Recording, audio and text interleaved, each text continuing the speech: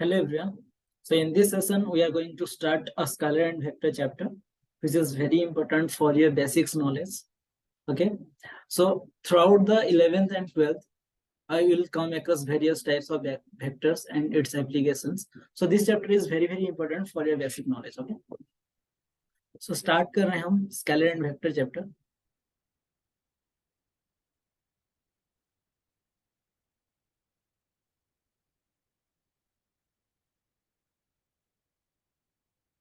Okay. सो जो scalar and vector ये एक फिजिकल क्वांटिटी का ही डिफाइन हो सकता है कि एक कोई चीज स्केलर है या फिर वेक्टर है। तो जो फिजिकल क्वांटिटीज है वो कितने टाइप्स के होते हैं?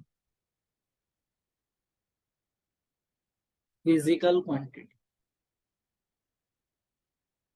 फिजिकल क्वांटिटी मतलब क्या है? जो तुम मेजर कर सकते हो, कोई भी चीज जो तुम मेजर कर सकते हो उसको हम फिजिकल क्वांटिटी बोलते हैं। जैसे कि पहला चीज हो जाए कि रेशियो।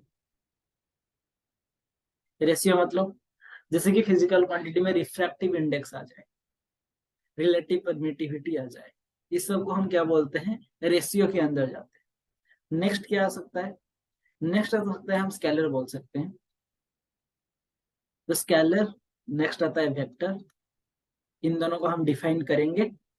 एंड देन आता है टेंसर। तो ये जो तीनों चीज है ये मोस्टली इंपॉर्टेंट हो जाती है फॉर फिजिक्स के लिए। तो स्केलर क्या है बेटा? स्केलर होता है कि the physical quantity which is only magnitude but not direction. इसका क्या रहेगा? Only magnitude exist but it has no direction. Example बता सकते हो बेटा? एग्जाम्पल क्या है? स्पीड हो जाएगा, मास, इसका कोई डायरेक्शन नहीं है, ओनली मैग्नीट्यूड है। देन आती है वेक्टर क्वांटिटी। वेक्टर क्वांटिटी हम किसको डिफाइन करते हैं कि कोई फिजिकल क्वांटिटी है जिसका मैग्नीट्यूड भी है एंड डायरेक्शन भी है। दैट मीन्स हम बोल सकते हैं कि एक स्पेसिफिक डायरेक्शन में ये वेक्टर क्वांटिटी एक्ट कर रहा है, तब हम इसको वेक्टर बुलाएंगे।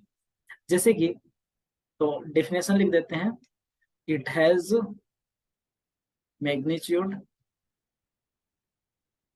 As well as direction. तो इसका एग्जाम्पल क्या हो जाएगा? फॉर एग्जाम्पल वेलोसिटी हो जाए। तो जब भी हम वेलोसिटी डिफाइन करते हैं तो बोलते हैं क्या कि 5 मीटर पर सेकंड या फिर 10 मीटर पर second in that direction, in east direction और इन वेस्ट डायरेक्शन और इन नॉर्थ डायरेक्शन, कोई भी एक डायरेक्शन स्पेसिफाई करते हैं, तब ये स्पीड वेलोसिटी बन जाता है। ठीक है। और क्या हो सकता है? एक्सेलरेशन हो सकता है। Force is also a vector quantity. तो इन सब को हम वेक्टर क्वांटिटी के अंदर मान सकते हैं। नेक्स्ट आता है टेंसर। टेंसर किसको बोलेंगे? तो टेंसर एक ऐसा फिजिकल क्वांटिटी होता है जिसका आप अगर मेजर करोगे डिफरेंट डायरेक्शन में, वो डिफरेंट वैल्यू देगा। इसका खुद का डायरेक्शन नहीं होता है, बट अगर आप मेजर करोगे कोई अलग अलग डायरेक्शन में, इसका जो वैल्यू आएगा कोई एक पर्टिकुलर चीज के लिए वो डिफरेंट डिफरेंट हो सकती है। सो हम क्या लिखेंगे इसके लिए? It has no direction but it gives different value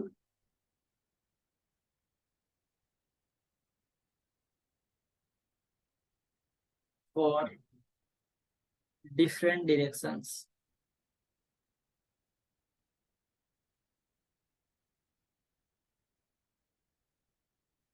okay. तो ये तीन चीज हमको क्लियर होगी। ठीक है, कि स्केलर किसको बोलेंगे, वेक्टर किसको बोलेंगे, एंड टेंसर किसको बोलेंगे।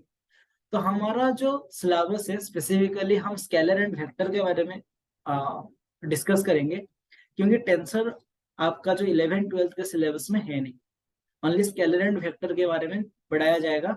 एंड टेंसर है जैसे कि कंडक्टिविटी टेंसर आ सकती है, स्ट्रेस आ सकती है। तो ये सब आपको एज ए टेंसर बस बता दिया जाएगा, इसका कुछ एप्लीकेशन नहीं है एज ए टेंसर क्वांटिटी।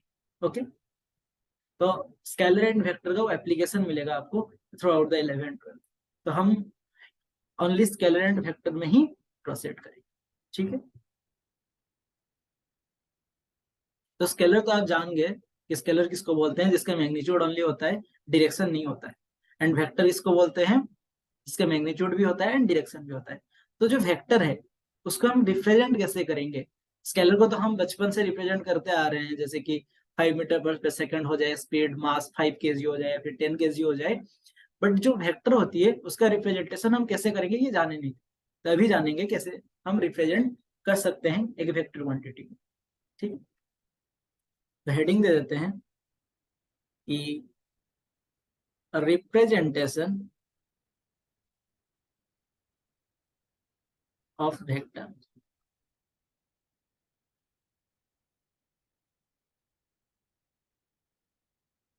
तो वेक्टर क्वांटिटी को जो रिप्रेजेंटेशन होता है बाय ग्राफिकल मेथड, हम कैसे ग्राफिकल मेथड में रिप्रेजेंट करते हैं? By a simple arrow. Okay, मान लो ये एक एरो दे दिए, ये एक वेक्टर क्वांटिटी बन जाएगा जब तक तुम डिफाइन कर दोगे कि ये उसका मैग्नीट्यूड क्या है। मान लो 5 मीटर पर सेकंड या फिर 10 मीटर पर सेकंड, या फिर कोई भी 5 न्यूटन या फिर 10 न्यूटन फोर्स का यूनिट हो जाए, तब ये एज ए रिप्रेजेंटेशन हम इसको एरो मार्क देते हैं। और कौन सा डायरेक्शन में एरो रहेगा? जिस डायरेक्शन में वो वेक्टर क्वांटिटी एक्ट कर रहा होगा, ठीक है। मान लो कोई भी एक कार का या फिर कोई भी एक पार्टिकल का डायरेक्शन ऑफ वेलोसिटी इस डायरेक्शन में है, ठीक है। तो एरो मार्क आपको किस डायरेक्शन में देना है? उसी डायरेक्शन में देना है, ठीक है। तो उसी को हम बोलते हैं रिप्रेजेंटेशन, कि कैसे हम रिप्रेजेंट कर रहे हैं। ये तो पहली बात हो गई कि कैसे डायरेक्शन में हमको देना है। दूसरी बात क्या है? उसका मैग्नीट्यूड कैसे रिप्रेजेंट करेंगे। मान लेते हैं ये एक एग्जांपल की तरफ से हम जानेंगे कि कैसे रिप्रेजेंट कर सकते हैं अगर मैग्नीट्यूड अलग अलग है। तो मान लेते हैं एक एग्जांपल में कि एक पार्टिकल का वेलोसिटी था 5 मीटर पर सेकेंड अलोंग ईस्ट डायरेक्शन की तरफ 5 मीटर पर सेकेंड था। ये फर्स्ट पार्टिकल का था। सेकंड पार्टिकल का क्या था? 10 मीटर पर सेकेंड अलोंग सेम ईस्ट ही ले लेते हैं, ईस्ट डायरेक्शन में 10 मीटर पर सेकेंड था। तो अगर मैं फर्स्ट पार्टिकल का वेक्टर रिप्रेजेंट करता हूं तो मैं कैसे रिप्रेजेंट करूंगा? ईस्ट डायरेक्शन में एक एरो मार्क दूंगा और यहाँ पे लिख दूंगा कि 5 मीटर पर सेकेंड अलोंग ईस्ट। जब मैं सेकेंड पार्टिकल का ड्रॉ करने जा रहा हूं वेक्टर, तो अलोंग ईस्ट मतलब डायरेक्शन वही रहेगा, पर मैग्नीट्यूड क्या हो जाएगा बेटा? डबल है। यहाँ पे 5 है, यहाँ पे 10 है, तो डबल है। तो ये जो लेंथ है, ये जो लेंथ है, ये मैग्नीट्यूड रिप्रेजेंट करती है। तो अगर इतना मैग्नीट्यूड रिप्रेजेंट एक ही लेंथ कर रहा है, उतना लेंथ 5 मीटर पर सेकंड का है, तो 10 मीटर पर सेकंड में क्या हो जाएगा? डबल लेंथ हो जाएगा। तो यहां से स्टार्ट होगा, डबल लेंथ ले सकते हैं, सॉरी, डबल लेंथ ले सकते हैं। तो ये 10 मीटर पर सेकंड। तो यहाँ पे हम क्या लिख सकते हैं? यहाँ पे आप लिख सकते हो, it is represented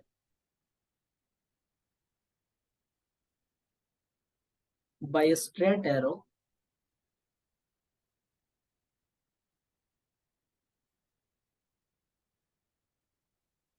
the length is proportional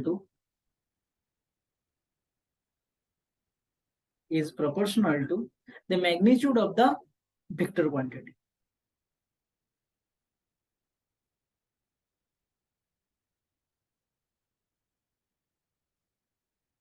Magnitude of the vector quantity. ठीक, तो ये तो हम जान गए कि कैसे रिप्रेजेंट करते हैं एलोंग ग्राफिकल। तो अगर कोई भी क्वेश्चन में या फिर कोई भी हमको एक टेक्स्ट में लिखना है, तो इतना बड़ा एरो तो दे नहीं सकते। एक टेक्स्ट में लिखना है कि इतना बड़ा वेक्टर है, या फिर 100 मीटर पर सेकंड, तो और बड़ा वेक्टर हो जाएगा। तो वहां पे हम कैसे रिप्रेजेंट करते हैं? कोई एक अल्फाबेटिकली हम रिप्रेजेंट कर सकते हैं। जैसे कि इसको मैं ए वेक्टर दे देता हूँ, इसको मैं बी वेक्टर लिख देता हूँ। तो जब वेक्टर लिखा जाता है, कोई भी अल्फाबेट दिया जाता है, उसके ऊपर एक एरो मार्क दिया जाता है, तो रिप्रेजेंट करती है एक वेक्टर क्वांटिटी को इन वर्ड वन टाइप। ये ग्राफिकल हो जाएगा, ये सेंटेंस में यूज करने के लिए हम यूज कर सकते हैं। ठीक है, तो कोई कोई स्टूडेंट्स का ऐसा डाउट्स रहता है कि सर अगर हम वेक्टर इस डायरेक्शन में जा रहा है कोई भी वेक्टर, तो हम क्या ए वेक्टर को इस डायरेक्शन में दे दे? नहीं करना है ऐसा, हम वेक्टर को उसी यही ए डायरेक्शन ही लिखेंगे। ये वन टाइप ऑफ नोटेशन है आपका वेक्टर लिखने के लिए। ऐसा एरो मार्क अलग डायरेक्शन में नहीं देना है, ये गलत है। ठीक है, आपको क्या करना है, ए वेक्टर लिख देना है और बाद में डिफाइन करना है कि इसका जो डायरेक्शन है ये अलोंग वेस्ट है, और कुछ नहीं। बट ये जो रिप्रेजेंटेशन है ये रिप्रेजेंटेशन कांस्टेंट रहेगा। ठीक है, गुड। नेक्स्ट चलते हैं।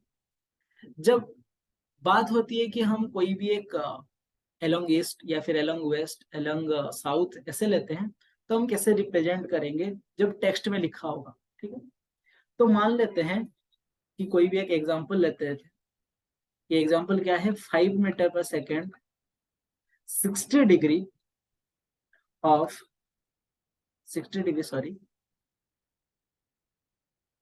60 डिग्री नॉर्थ ऑफ ईस्ट। तो इसको बेटा आप कैसे रिप्रेजेंट करोगे?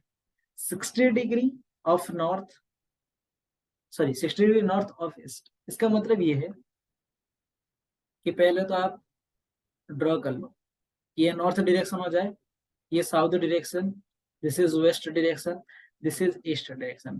तो यहाँ पे आपको थोड़ा सा समझना है कि ऑफ ईस्ट दिया हुआ है, ऑफ ईस्ट मतलब ईस्ट से लेना है आपको 60 degree north side. That means आपको ईस्ट से ड्रॉ करना है एक वेक्टर जो यहाँ पे 60 डिग्री बना रहा होगा, किस डायरेक्शन में? नॉर्थ के डायरेक्शन। ओके, तो इसको हम क्या बोलते हैं, एक वेक्टर क्वांटिटी यहाँ पे जो प्रोपोर्शनल लेंथ होगा 5 मीटर पर।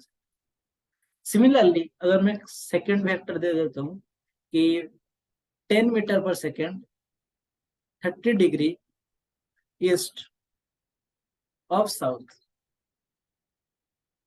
दैट मीन्स आपको कहां से स्टार्ट करना है? साउथ से स्टार्ट करना है, अलोंग ईस्ट डायरेक्शन। साउथ से स्टार्ट करना है और किस तरफ मुड़ना है? ईस्ट डायरेक्शन की तरफ मुड़ना है। जैसे कि अगर यहाँ पे एक ड्रॉ कर रहा हूं मैं, यहाँ पे 30 डिग्री ले रहा हूँ, इट मीन्स साउथ से 30 डिग्री हम जा रहे हैं, साउथ से 30 डिग्री डायरेक्शन में जा रहे हैं अलोंग ईस्ट, ईस्ट की तरफ। तो ये बन जाएगा आपका 10 मीटर पर सेकेंड का वेक्टर। तो ऐसे ही रिप्रेजेंट करते हैं कोई भी अगर vector representation in some. associated with the events perceived directly at the first time, not as a recollection or a speculation. Should I keep going? Okay. Next हम जाते हैं इक्वालिटी ऑफ वेक्टर की तरफ।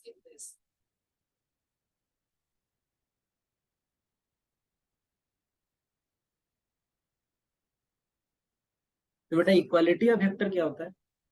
कभी भी दो वेक्टर आपके पास है या फिर तीन वेक्टर आपके पास है या फिर नंबर ऑफ वेक्टर्स है, उनको हम इक्वल कब मान सकते हैं? That is equality of vector. तो मान लेते हैं कोऑर्डिनेट सिस्टम ले लेते हैं, ये एक सिस्टम ले लेते हैं, यहाँ पे एक हम वेक्टर ड्रॉ करते हैं। मान लेते हैं एक वेक्टर है जिसको हम ए वेक्टर मान रहे हैं, let this is A vector. और एक वेक्टर ड्रॉ किए बी वेक्टर कोई अलग पोजीशन में, और एक वेक्टर ड्रॉ किए सी वेक्टर कोई और एक पोजीशन में। बट यहाँ पे हम देख सकते हैं ए वेक्टर जिस डायरेक्शन में जा रहा है, बी वेक्टर भी उसी डायरेक्शन में जा रहा है, सी वेक्टर भी उसी डायरेक्शन में जा रहा है। दैट मींस हम क्या बोल सकते हैं, the direction of A vector is equal to direction of B vector is equal to direction of C vector. तो ये हम लिख सकते हैं, तो direction of A vector equals to direction of B vector equals to direction of C vector. ये तो हम पिक्चर से देख सकते हैं। दूसरी बात क्या होना चाहिए, मैग्नीट्यूड इक्वल होना चाहिए, क्योंकि वेक्टर जब हम डिफाइन किए थे तब क्या बोले थे कि मैग्नीट्यूड है एंड डायरेक्शन है। ठीक, तो यहां से हमको क्या पता चल गया कि सेम डायरेक्शन में जा रहे हैं, तीन वेक्टर क्या कर रहे हैं, सेम डायरेक्शन में जा रहे हैं। अगर तीन वेक्टर का, मैं बोल रहा हूं कि तीन वेक्टर का अगर मैग्नीट्यूड भी सेम हो जाए, मैग्नीट्यूड भी सेम हो जाए, तो मैं क्या लिखूंगा, मैग्नीट्यूड ऑफ ए वेक्टर, जिसको हम रिप्रेजेंट करते हैं ऐसे करके, ऐसे रिप्रेजेंट किया जाता है, किसके साथ सेम हो जाए, बी वेक्टर के साथ सेम हो जाए, एंड सी वेक्टर के मैग्नीट्यूड के साथ सेम हो जाए। अगर ये दो कंडीशन आ जाए हमारे पास, मतलब डायरेक्शन भी सेम होना चाहिए एंड मैग्नीट्यूड भी सबका सेम होना चाहिए, irrespective of their position of the vector, तब हम क्या बोल सकते हैं, तो सारे वेक्टर्स इक्वल है। तो यहाँ पे हम अगर ये दो वेक्टर, अगर वो दो कंडीशन मान रहे हैं ये दोनों, ये तीनों वेक्टर्स, तो हम क्या लिख सकते हैं, A vector equals to B vector equals to C vector. मतलब इक्वल होने के लिए कोई भी दो वेक्टर या फिर कोई भी एन नंबर ऑफ वेक्टर्स को कौन सा क्वालिटी फॉलो करना है और कौन सा प्रॉपर्टी फॉलो करना है, दो प्रॉपर्टी को फॉलो करना है। एक प्रॉपर्टी क्या है, मैग्नीट्यूड सेम होना चाहिए, दूसरा प्रॉपर्टी क्या है, डायरेक्शन सेम होना चाहिए। बस यही दो प्रॉपर्टी सेम होना चाहिए, वरना उनका पोजीशन कुछ भी हो, हम दोनों वेक्टर को सेम और equality vector of equal vector मान सकते हैं। ठीक है, तो यहां से हम एक अच्छा प्रॉपर्टी लिख सकते हैं या फिर उसका एक इंपॉर्टेंट पॉइंट लिख सकते हैं कि vector remains invariant under translation. इसका मतलब क्या है, मान लो जो बी वेक्टर है उसको कॉपी पेस्ट करके कहीं और लगा दो, सी वेक्टर के पास लगा दो, दैट मीन्स हम ट्रांसलेट करके उसको लेके आए। जैसे कि इसको ट्रांसलेट करके ऐसे यहाँ यहाँ तक लेके आए, इसको यहाँ तक लेके आए, दैट मीन्स जब ट्रांसलेट भी कर रहे हैं कोई वेक्टर को, उसका क्या रहेगा, मैग्नीट्यूड सेम रहेगा एंड उसका डायरेक्शन सेम रहेगा। जब ट्रांसलेशन कर रहे हैं, रोटेशन यहाँ पे नहीं कर रहे हैं, ओनली ट्रांसलेट कर रहे हैं, कोई भी एक अलग पोजीशन में उसको लेके जा रहे हैं, तब भी वेक्टर क्या हो जाएगा बेटा, सेम रहेगा। जब थोड़ा सा रोटेट कर देंगे तब वेक्टर सेम नहीं रह सकता। फिर से मैं बता रहा हूँ, जब हम ट्रांसलेट करते हैं कोई भी एक वेक्टर का, एक वेक्टर है वहीं से कॉपी पेस्ट लेकर ट्रांसलेट करके दूसरा वेक्टर बना दिए, तब दोनों वेक्टर सेम होते हैं। जब थोड़ा सा भी रोटेट कर दो तब उनका डायरेक्शन चेंज हो जाता है और दोनों वेक्टर सेम नहीं होते हैं। ठीक, अभी हम जानेंगे कि कुछ बेसिक्स टर्मिनोलॉजी जो आपको बाद में काम में आएगा, कि कुछ नेगेटिव वेक्टर क्या होता है या फिर पैरेलल वेक्टर क्या होता है, एंटी पैरेलल वेक्टर क्या होता है, वो सब के बारे में हम जानेंगे। तो फर्स्ट क्या जानेंगे कि नेगेटिव वेक्टर क्या है।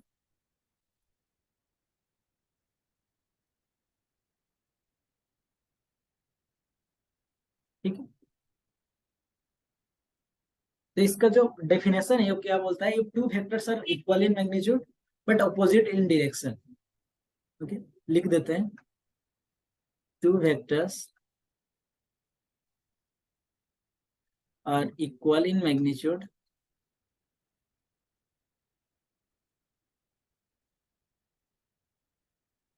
but opposite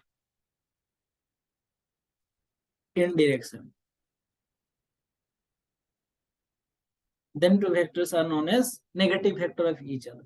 Okay, जैसे कि एक वेक्टर में ये बना रहा हूँ, इसको मैं मान लिया कि दिस इज ए वेक्टर, और दूसरा मैं बना रहा हूँ ये, दिस इज बी वेक्टर। दोनों को मैं क्या रख रहा हूँ, दोनों का मैग्नीट्यूड सेम है बट डायरेक्शन जो है वो अलग है।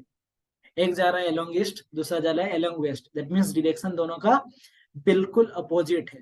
तो दोनों को मैं क्या बोलूंगा, A vector is negative vector of B vector and B vector is also negative vector of A vector. तो यहाँ पे क्या लिख सकता हूँ, A vector is negative of B vector and vice versa. ठीक, कोई दिक्कत नहीं। नेक्स्ट आता है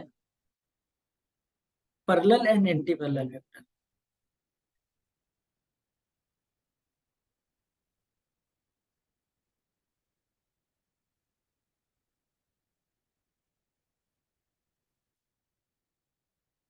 तो जो पैरेलल वेक्टर हम बता रहे हैं कि दोनों वेक्टर क्या होना चाहिए, पैरेलल होना चाहिए, और कुछ कंडीशन हमको दिखाई नहीं दे रहा है। पैरेलल लिखा हुआ है दैट मीन्स पैरेलल होना चाहिए, यहाँ पे मैग्नीट्यूड की बात ही नहीं हो रही। पैरेलल लिखा है दैट मीन्स दोनों वेक्टर पैरेलल होना चाहिए, मैग्नीट्यूड सेम हो सकता है या फिर नहीं भी हो सकता है। ठीक है, तो यहाँ पे दोनों अलग अलग सेपरेट कर देते हैं कि this is parallel column, this is anti parallel column. पहले आप समझ जाना चाहिए कि क्या हो रहा है। तो पैरेलल वेक्टर मीन्स व्हाट, अगर ऐसा एक वेक्टर है, दूसरा वेक्टर ऐसा है, means both are parallel vector. एक वेक्टर ऐसा है, दूसरा वेक्टर सेम मैग्नीट्यूड का है, also those are parallel vectors, कोई दिक्कत नहीं है। बट एंटी पैरेलल वेक्टर में क्या होगा, एंटी पैरेलल वेक्टर में क्या होना चाहिए, बस उनका डायरेक्शन अपोजिट होना चाहिए, मैग्नीट्यूड के साथ कोई भी रिलेशन है नहीं। दैट मीन्स एक वेक्टर ऐसा है, दूसरा वेक्टर ऐसा हो सकता है, एक वेक्टर ऐसा है और दूसरा वेक्टर ऐसा हो सकता है, बट इक्वल इन मैग्नीट्यूड हो सकता है। तो दोनों को हम क्या बोलेंगे, एंटी पैरेलल वेक्टर। तो ये पहला एग्जांपल है पैरेलल वेक्टर का, ये दूसरा एग्जांपल है पैरेलल वेक्टर का, ये पहला एग्जांपल है एंटी पैरेलल वेक्टर का, ये दूसरा एग्जांपल है एंटी पैरेलल वेक्टर्स का। ठीक है, तो इनका जो प्रॉपर्टी लिखेंगे, प्रॉपर्टी क्या लिखेंगे, तो first property is two vectors are said to be parallel vector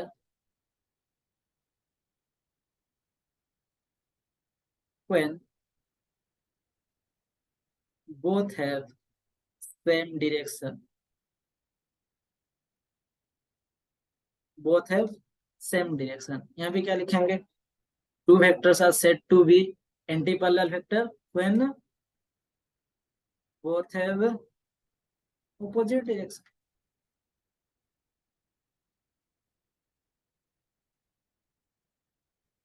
तो यहाँ पे एक बात आती है कि सर अगर anti parallel vector opposite direction में जा रहे हैं तो नेगेटिव वेक्टर के साथ क्या डिफरेंस है।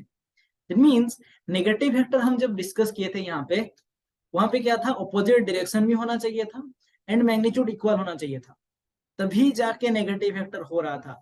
बट यहाँ पे एंटी पैरेलल वेक्टर में क्या चाहिए, ओनली उसका डायरेक्शन अपोजिट होना चाहिए।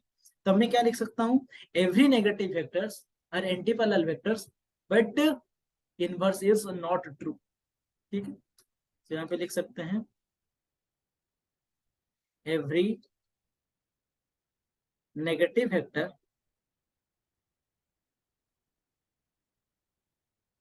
is anti-parallel vector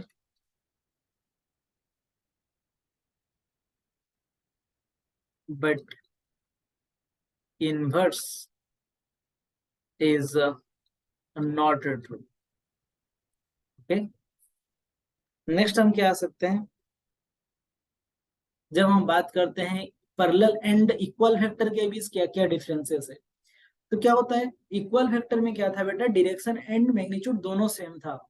तो पैरेलल वेक्टर में क्या चाहिए, ओनली हमको डायरेक्शन सेम चाहिए।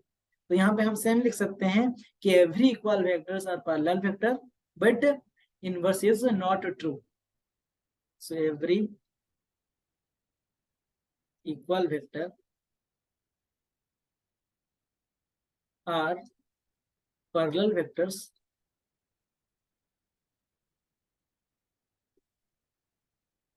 but inverse is not true। ठीक है, तो नेक्स्ट पेज में चलते हैं, और भी डिफरेंसेस है लिख देते हैं।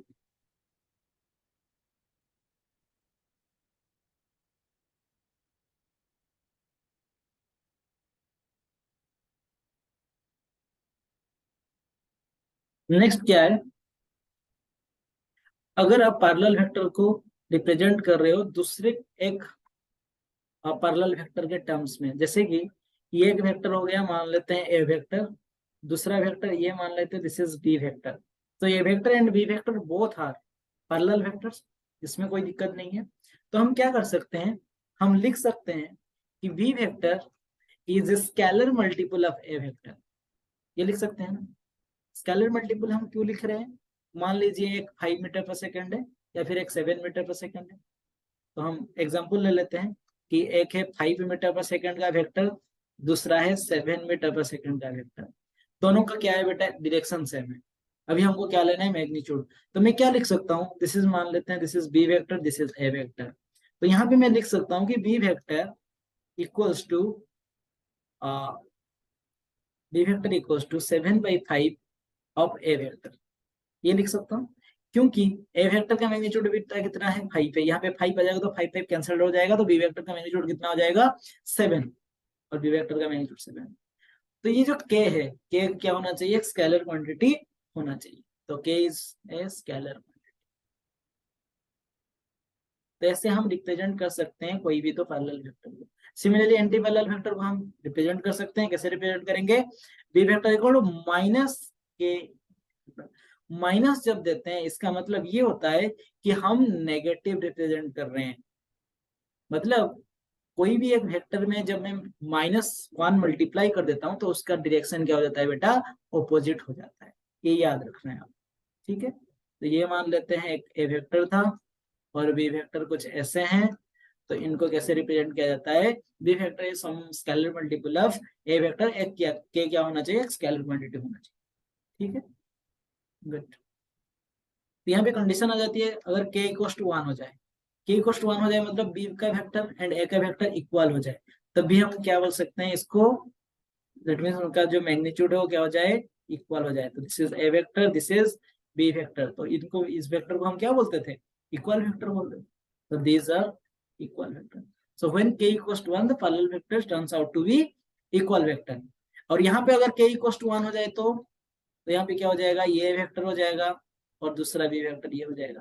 दोनों का मैग्नीट्यूड क्या हो जाएगा बेटा, सेम हो जाएगा, डायरेक्शन हो जाएगा ऑपोजिट, ठीक है। तो यहाँ पे क्या लिख सकते हैं, B vector is negative of A vector, this is A vector, this is B vector. तो यहाँ पे क्या बोल सकते हैं, दिस आर नेगेटिव वेक्टर। तो यहाँ पे इक्वल वेक्टर आ रहा था, यहाँ पे नेगेटिव वेक्टर आ रहा है जब k इक्वल्स टू 1, ठीक है। सो नेक्स्ट आते हैं नल वेक्टर के ऊपर। तो नल वेक्टर बेटा क्या होता है, मान लेते हैं एक पॉइंट दे देता हूँ, बहुत ही स्मॉल पॉइंट है, मतलब व्हाइट बोर्ड में मैं तुमको दिखाने के लिए इतना बड़ा पॉइंट दिया हूँ, बट इससे भी स्मॉल है, एक छोटा सा पॉइंट है। जब छोटा सा पॉइंट आ जाएगा उसके कोई डायरेक्शन पता चलेगा, कुछ भी डायरेक्शन पता नहीं चलेगा, दैट मीन्स कोई भी एक डायरेक्शन में रह सकता है। तो नॉल वेक्टर जो होता है, इसका जो वेक्टर जो डायरेक्शन होता है वो कौन सा डायरेक्शन में रहता है, आर्बिट्ररी डायरेक्शन, कोई भी एक डायरेक्शन में रह सकता है। और उसका जो मैग्नीट्यूड होता है, नॉल से पता चल रहा होगा, मैग्नीट्यूड मतलब जीरो मैग्नीट्यूड होता है। दैट मींस तुम जो पॉइंट दे रहे हो यहाँ पे वेक्टर के लिए, ये पॉइंट बहुत ही स्मॉल होना चाहिए तुम्हारे रिजोल्यूशन में, तुम जितना स्मॉल ले सकते हो। बस दिखाने के लिए मैं इतना बड़ा पॉइंट दिया हूँ, पर इतना बड़ा पॉइंट होता नहीं है नॉल वेक्टर का। ओके, सो नॉल वेक्टर क्या होता है, the vector which has zero magnitude and arbitrary direction.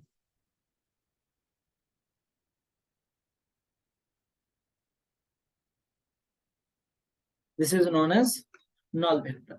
तो null vector का कुछ प्रॉपर्टी रहता है, जैसे कि फर्स्ट प्रॉपर्टीज क्या है,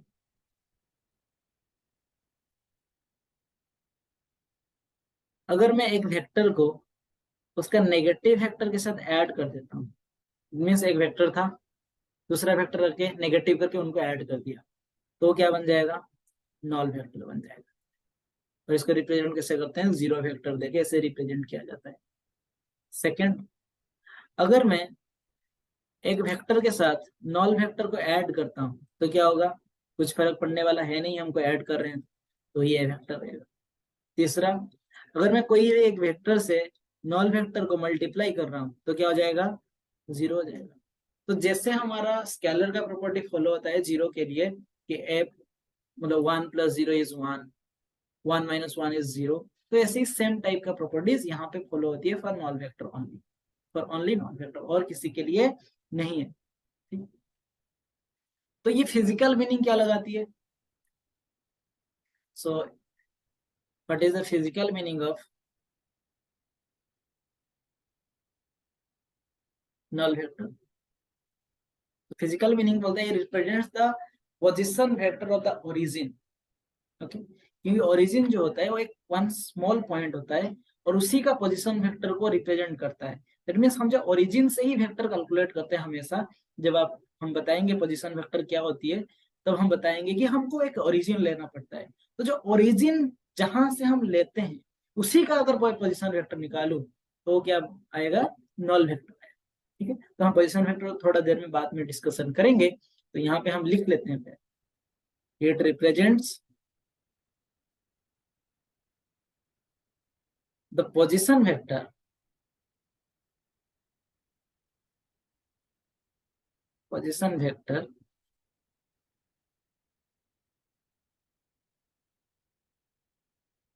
of origin. दूसरा फिजिकल मीनिंग क्या होता है, अगर कोई एक स्टेशनरी पार्टिकल है दैट मींस वो मूव नहीं कर रहा है, उसका जो डिस्प्लेसमेंट वेक्टर बनेगा वो क्या बनेगा, जीरो वेक्टर या फिर नॉल वेक्टर बनेगा, उसका ही फिजिकल मीनिंग ये रिप्रेजेंट कर सकता है। तो हम लिख सकते हैं it represents the displacement vector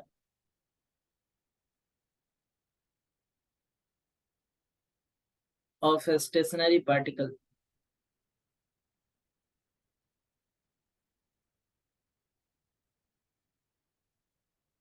Okay.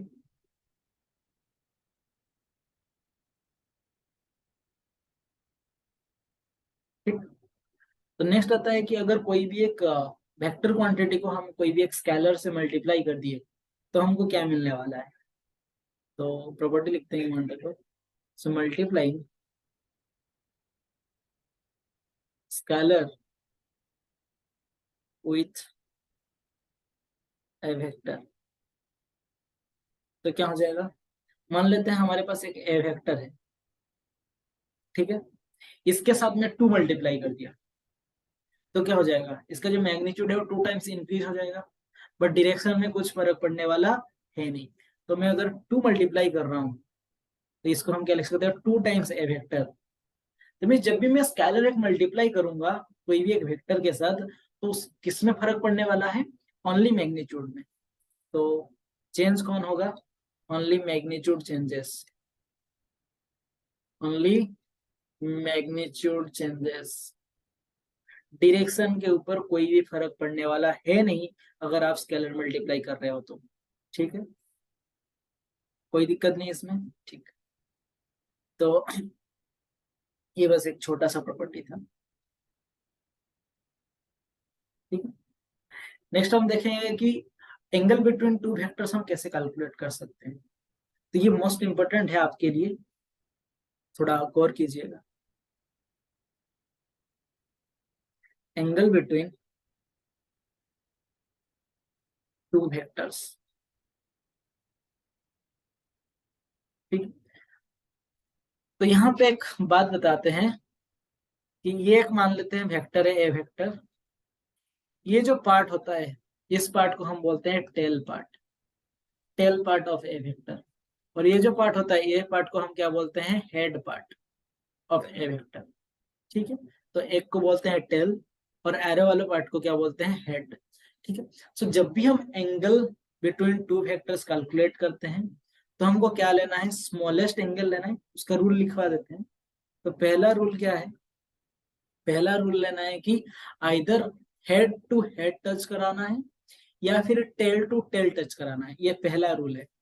Either head to head method और टेल टू टेल मेथड। जब एग्जांपल हम लेंगे तो आपको और बेहतर समझ में आएगी। ये पहला मेथड फॉलो करना है, हेड के साथ हेड टच कराना है या फिर टेल के साथ टेल टच कराना है। दूसरा प्रॉपर्टी क्या है, smallest angle between the vectors लेना है। दूसरा क्या फॉलो करना है rule, smallest angle between vectors, ये लेना है। जैसे कि हम एक एग्जांपल देखते हैं, ये एक वेक्टर बन रहा था, दूसरा वेक्टर कुछ ऐसा था। जब मैं एंगल कैलकुलेट करूंगा, मान लेते हैं this A vector this is B vector, और मैं क्वेश्चन क्या पूछ रहा हूँ आपको कि angle between A vector and B vector बताओ, तो आप क्या करोगे, ऐसा बता दोगे पर this is not correct, this is wrong. आपको क्या मेथड फॉलो करना है, आइदर हेड टू हेड और टेल टू टेल। जब मैं tail to tail method follow कर रहा हूँ तो मुझे क्या मिलेगा, बेटा ए वेक्टर तो मैं ऐसा ड्रॉ कर दिया, ये वेक्टर बन गया, ये जो बी वेक्टर ऐसा था, according to equality of vector मैं बी वेक्टर को यहाँ ड्रॉ कर सकता हूँ, कोई दिक्कत नहीं होने वाला है क्योंकि मैग्नीट्यूड में उतना रख रहा हूँ और डायरेक्शन उसी डायरेक्शन में रख रहा हूँ, तो इसको मैं बी वेक्टर मान सकता हूँ। तो ये बन गया ए का टेल, ये बन गया बी का टेल, तो दोनों का टेल को मैं टच करा रहा हूँ, तो इसको हम क्या बोलते हैं, टेल टू टेल मेथड। ठीक है, तो ये जो एंगल बनेगा, ये बनेगा स्मॉलेस्ट एंगल, ये बन रहा है क्या बेटा, ग्रेटेस्ट एंगल। तो ये वाला एंगल को नहीं लेना है। कौन सा एंगल लेना है, smallest angle between the two vectors लेना है। ये वाला एंगल को आपको फॉलो करना है, ठीक है। अगर आप बोलते कि नहीं सर हम हेड टू हेड मेथड में नहीं जाएंगे, तो हम sorry tail to tail method में नहीं जाएंगे, हेड टू हेड मेथड में जाएंगे, तो कैसे हम लेंगे। तो ठीक है, कोई दिक्कत नहीं। ये वेक्टर बन गया। बी वेक्टर जो ऐसे रिप्रेजेंट हुआ था, उसको सेम हम कॉपी पेस्ट करके यहाँ पे लगा सकते हैं। कैसे लगा सकते हैं, कुछ मतलब डायरेक्शन में सेम ही रख रहा हूँ एंड मैग्नीट्यूड भी उतना ही रख रहा हूँ, तो ऐसे रख सकते हैं। यहाँ पे दो एंगल बन रहा है, एक ये एंगल बन रहा है, दूसरा ये वाला एंगल बन रहा है, ऐसे वाला एंगल। तो ये वाला एंगल को तो नहीं लेना है, क्योंकि ये ग्रेटेस्ट एंगल बन रहा है। हमको क्या लेना है बेटा, स्मॉलेस्ट एंगल लेना है। तो ये वाला एंगल हम, so this will be the angle between A vector and B vector होगा। तो मान लेते हैं ये थीटा है, तो ये भी थीटा बनेगा, okay, according to opposite angle. ठीक, कोई दिक्कत। सो क्वेश्चन कुछ डिस्कशन कर लेते हैं तो आपके लिए सही रहेगा। तो एक पहला क्वेश्चन लेते हैं। आपको बताना है कि angle between A vector, B vector and C vector क्या होगा। सो angle between A vector and B vector बताना है, angle between B vector and C vector बताना है, angle between C vector and A vector बताना है। फिगर ऐसा दिया हुआ है कि एक इक्विलेटरल ट्राइंगल है और उसी को एक वेक्टर में रिप्रेजेंट किया है। सो this is A vector, this is B vector, this is C vector. तो अभी वीडियो आप पॉज करो और 2 मिनट के लिए सोचो और कितना आंसर हो गया बताओ, ठीक। तो हम आंसर डिस्कशन कर रहे हैं अभी। तो देखो आपको क्या लेना है यहाँ पे, हेड टू हेड मेथड या फिर टेल टू टेल मेथड। हम tail to tail method use करेंगे अभी, और नो कंफ्यूजन। तो बेटा अगर आपको ए एंड बी के बीच कैलकुलेट करना है, तो ए कैसे ड्रॉ कर दिया, बी ऐसा था ना, बी कुछ ऐसा था, तो इसको यहाँ पे ड्रॉ कर सकता हूँ मैं। ये बी वेक्टर हो जाएगा, ये वेक्टर हो जाएगा। अब यहाँ पे कौन सा रूल फॉलो किया, tail to tail method follow किया। सेकंड रूल क्या है, स्मॉलेस्ट एंगल लेना है, तो ये वाला स्मॉलेस्ट एंगल होगा। तो this will be the angle between A vector and B vector. But हमको क्या बताया, इक्विलेटरल ट्रायंगल में, इक्विलेटरल ट्रायंगल में पहले से बताया हूँ, तो ये 60 डिग्री है, तो ये वाला कितना बनेगा, 120 डिग्री, ठीक है। तो इसको ए वेक्टर क्या है, वन टाइप ऑफ एक्सटेंशन है, तो ये अगर 60 डिग्री बन रहा था, तो ये कितना बनाएगा बेटा, 120 degree. So angle between A vector and B vector कितना बना रहा है, 120 degree. Similarly B vector and C vector कैसे कैलकुलेट करोगे, ये बी वेक्टर बन गया, सी वेक्टर ऐसा था, तो ऐसे में सी वेक्टर बना सकता हूँ कुछ, सॉरी कुछ ऐसा बना सकता हूँ सी वेक्टर, ऐसा है डायरेक्शन में। तो ये वाला जो एंगल बनेगा, ये एंगल एंगल कितना बनेगा, सेम 120 डिग्री बनेगा, क्योंकि ऐसे एक्सटेंड किए हैं। तो अगर ये 60 बनेगा तो ये कितना बनेगा, 120 degree. This is B vector, this is C vector. तो इस 120 डिग्री यहाँ पे भी बन रहा है, 120 degree angle between B vector and C vector. Similarly C vector and A vector के बीच भी एंगल 120 डिग्री बनेगा, आप देख सकते हो इजीली कैलकुलेट। ठीक है, तो आपको क्या करना है, ओनली कॉपी पेस्ट थिंग करना है, ठीक है। मतलब यहाँ से लेना है और जहां पे दूसरा वेक्टर का टेल है वहीं पे पेस्ट कर देना है। जैसे कि हम क्या किए, बी वेक्टर ये था, ये वाला बी वेक्टर था, बट यहाँ पे हेड एंड टेल लगा हुआ था। हमको क्या करना है, टेल टू टेल जाना है, टेल टू टेल मेथड में जाना है। तो बी वेक्टर हम क्या किए, कॉपी किए और ए के टेल के पास लेके पेस्ट कर दिए, और वहां पे जो स्मॉलेस्ट एंगल बनेगा, वही एंगल को हम क्या मान रहे हैं, वो बनेगा आपका एंगल बिटवीन दैट वेक्टर्स, ठीक है। सिमिलरली अगर हम जाते हैं कोई एक पॉलीगन की तरफ, मान लेते हैं,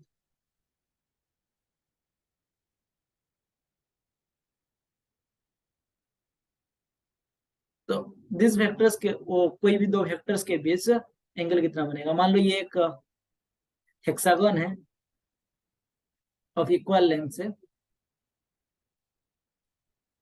तो कितना बनेगा, ये वाला कितना बनेगा, 60 डिग्री।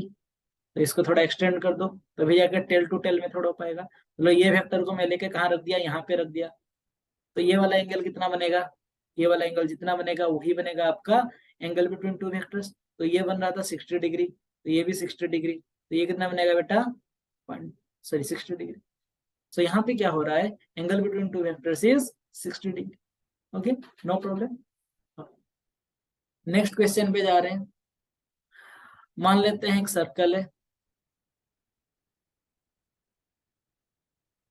ठीक है, एक पॉइंट पे टेंजेंट है, ये टेंजेंट मान लेते हैं, थोड़ा पिक्चर खराब है, इसको ए वेक्टर मान लेते हैं। एंगल थीटा पे और एक टेंजेंट है, एंगल थीटा पे मतलब एक पॉइंट है और दूसरी पॉइंट पे एक टेंजेंट है, इसको मैं मान लेता हूँ बी वेक्टर। तो आप बताओ ए वेक्टर एंड बी वेक्टर के बीच एंगल कितना बनेगा। ठीक है, तो पॉज करो और थोड़ा कैलकुलेट करो कितना बनेगा। तो यहाँ पे देखो, ऐसा सर्कल था, मैं यहाँ पे एक अलग इंक लेके बना दे रहा हूँ।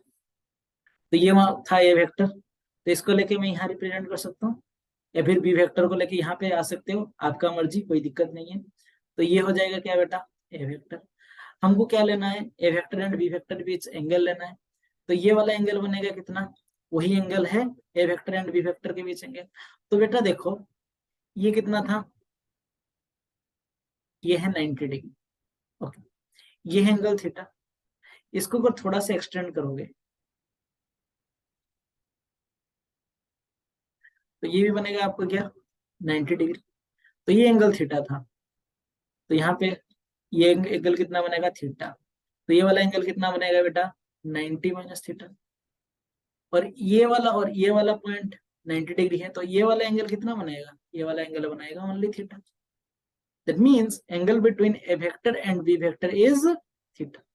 सो आंसर इज, तो अगर कोई भी दो टेंजेंट बना रहे हैं सर्कल के ऊपर, तो आपको क्या करना है, सेंटर के साथ उस पॉइंट को ज्वाइंट करना है, मतलब जिस पॉइंट से वो टेंजेंट बना रहे हैं, जो एंगल बना रहे हैं, that is the angle between two vectors. Okay, और टू टेंजेंट्स। ठीक है, तो आज के लिए हम इतने में ही एंड करते हैं। नेक्स्ट चैप्टर मतलब नेक्स्ट क्लास में हम addition of vectors, subtraction of vectors वगैरह पढ़ेंगे।